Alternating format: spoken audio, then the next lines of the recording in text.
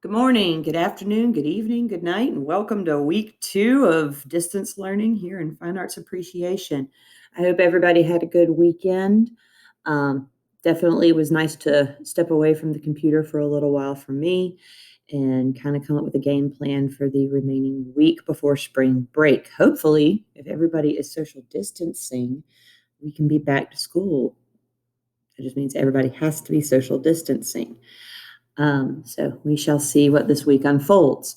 Before we get going, if you are just jumping on today because, oh, there's a new assignment, please go check Power Schools. I have everything updated and uploaded so you can see what you were missing. I have put the little missing exclamation points on missing assignments. So if you go on there and you see any yellow missing exclamation points in an assignment, that means you did not complete it. Please go back and check it. Here are all the things from last week. The Padlet response, the intro music video and the exit slip on Tuesday, exit slips and presentations on Wednesday, Thursday, Friday, and you also had a journal on Friday. And you may hear my dog bark. She's now barking for some reason. So there is that. So please make sure that you go back and check your work, make sure everything is submitted. There's that. Office hours. Again, I am logging on between 10 and 12 every day. Even if you just pop on to say hello, it's nice seeing Nico and Noah last week. Would love to see more of you. Even if it's just a quick, hey, I'm alive, I'm doing okay, that's fine. I miss you guys and wish I could see you and talk with you. So even if you just want to come on and be social, if you have a question, that's fine. I'm sure once we get to the presentation later this week, I will have more questions. So office hours every day, 10 to 12. I'm there. I'll send out the link. Our daily inspiration, you'll need to watch the video, complete the Google assignment. You know the drill. And then things you can do. So there's tons of Instagram concerts, guys. I watched David Foster, who's a Grammy Award-winning composer, and Catherine McPhee, who's his girlfriend. They did a live show yesterday. I watched that, which they had Jeremy Jordan, who's a Broadway star, jump on. That was really cool. Tonight, the Actors Fund. This is Sunday, so not Monday night, but Sunday night, I'm watching the Actors Fund's YouTube channel. Rosie O'Donnell is having all these crazy celebrities are coming on and singing and performing and talking. So there's tons of stuff. Get on social media, find things to do, get outside. Get outside. It's beautiful weather. I know the pollen is evil, but the weather has been absolutely fabulous. I worked in my yard yesterday. I washed my car, which, was fruitless because it's yellow again, but there's things to do. Today's good morning, good night, I think is important. Good morning. Wake up achy and sad? You're not alone. Woke up with purpose and joy? Not alone. Any way you slice it, you're not alone. Let's go. So, from Lin-Manuel, here we go. Another thing, the district is doing Virtual Spirit Week this week.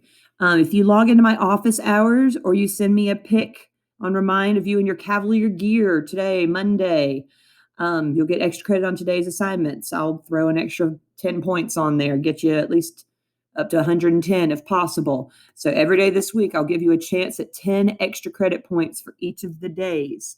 Whether you send me a picture on Remind or you log on to office hours and just wave at me and say hello and I see you doing or wearing whatever you're supposed to be doing or wearing or whatever. So today is Cavalier Monday, so be in your Cavalier gear. Let's get into this. So we have a ton of composers from the Renaissance we're going to talk about. His name first is Thomas Tallis. He is from Greenwich, London, one of the most important English composers of sacred music before William Byrd, who we'll get to.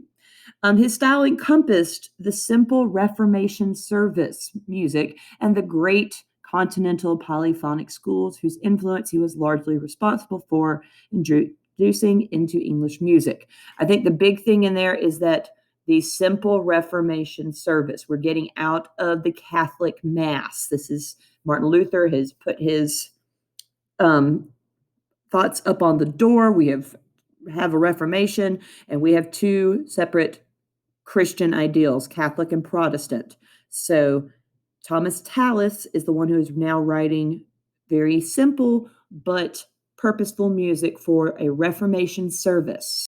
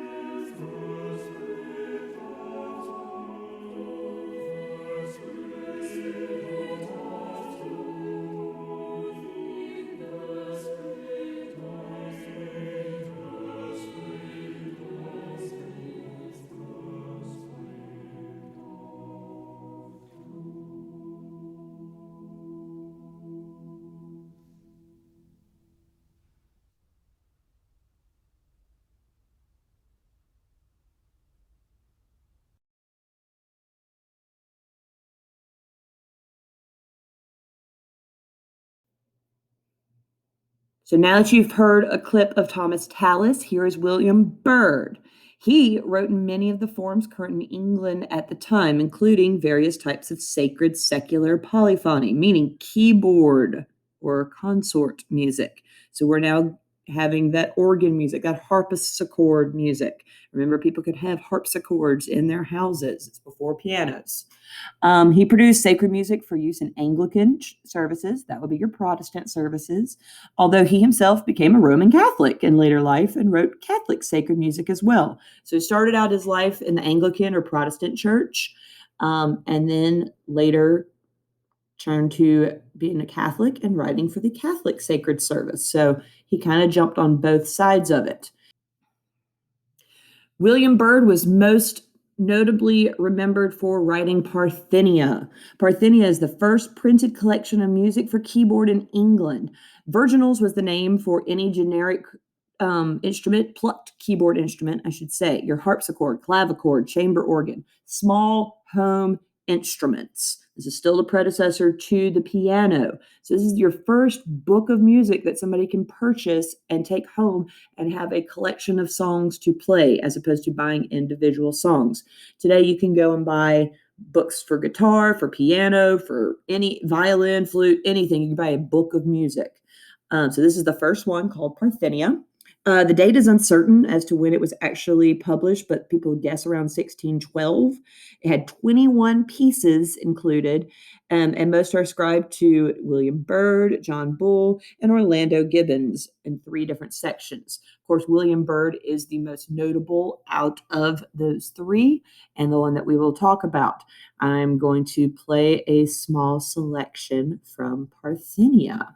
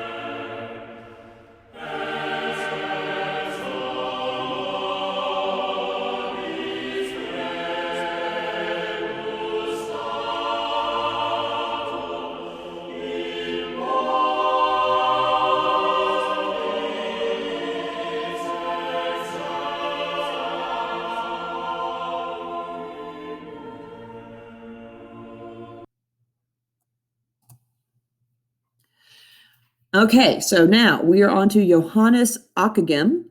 He was the most famous composer in the Franco-Flemish school in the last half of the 15th century. If you can remember, Josquin des Prez was the most famous in the early half of the 15th century. So now we have Johannes Ockeghem.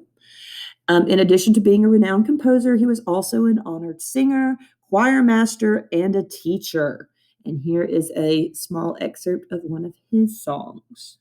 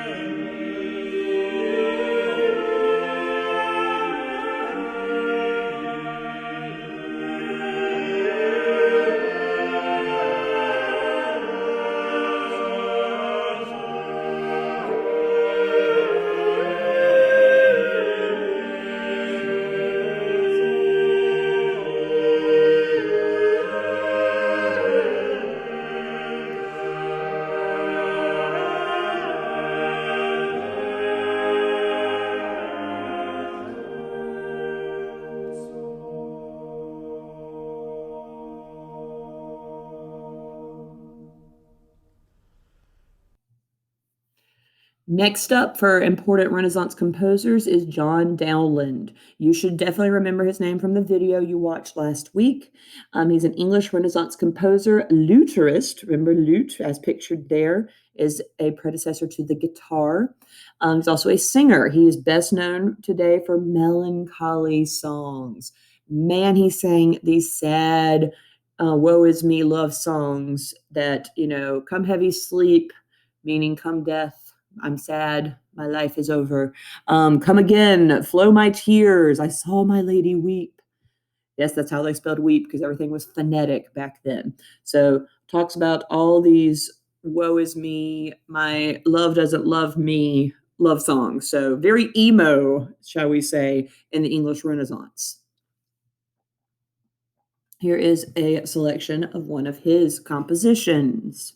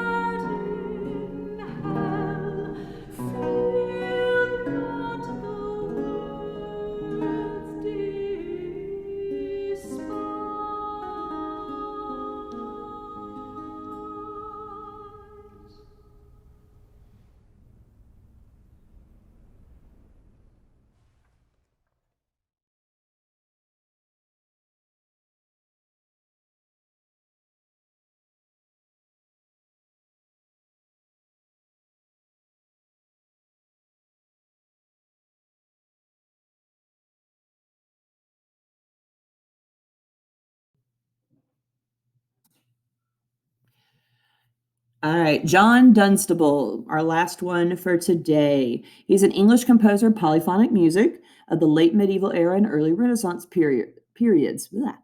Often is one often, man, that is some typing right there, y'all. Often the most famous composer active in the early 15th century and was widely influential not only in England but on the continent. So not only in England, but we're talking the whole European continent. He was very popular throughout, especially was known for developing the style of the I can never say it, Burgundian school. There we go. Burgundian school. So why we know John Dunstable and why he is so important. He is the up until him, let's start with that. Up until Dunstable, composers only used perfect fourths and perfect fifths for harmonies. So notes that were 4 notes apart, or chords that were 5 notes apart. Very simplistic chords, not even a chord, just nice fourths and fifths. He introduced the imperfect third harmony, which makes the music richer. The third can be either a major or a minor note. Major note sounds happy. You can tell minor note sounds sad. It's very easy to tell the difference. Because of this, his use of the third, he created what is called a triad, as pictured here. A triad is a chord featuring a third and a fifth interval from the bass note. So, as pictured here, you have your bass note, the third, 1, 2, 3, and then the fifth, 1, 2, 3, 4, 5. So that's a major third. We put a flat, which takes a note down a half step. That's what this little signature here is. That makes it a minor third. So we're still 1, 2, 3, but it's a minor version of that note. And 1, 2, 3, 4, 5, that's a major still. So just making that third a minor, taking it down a half step, makes it minor and sad sounding. So he's the first one to add a third in, creating a triad. Tri, of course, meaning three. So we have a chord, a triad.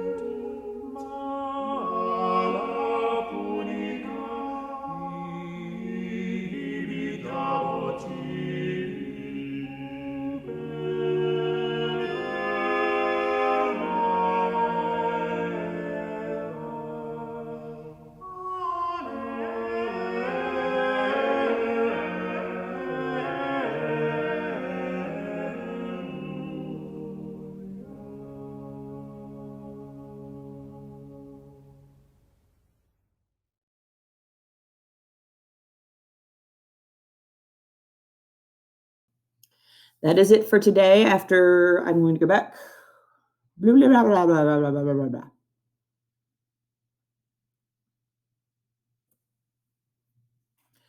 So I'm going to play a selection of Dunstable for you and see if you can catch some of these triads. It may be a little hard because this is very common in music today, but he's going to be the first one to use them in his compositions. And that's it for today, guys. I decided I'm going to save the Baroque stuff for Tuesday. It's very short, but there's a video. It's another one of the big intro to music videos. And so I felt like having a few slides to kind of tease into it will be helpful. So office hours again, 10 to 12 every day, Monday through Friday. A link will be sent out via Classroom and Remind. And please come on and say hello. I miss you guys. Remember your extra credit opportunity that you can show up, take a picture of yourself, or pop on office hours in your Cavalier gear tomorrow for 10 points extra credit. All right. It has to be done on the day. This is for people who are on time with their assignments. If you do it late, that's fine. You're not going to get penalized for a late assignment. But the extra credit is on the day that it's supposed to be. And let's get to our good night inspiration. Good night. Headed to bed achy and sad? You're not alone. Headed to bed with gratitude and satisfaction? Not alone. Any way you slice it, you're not alone. Let's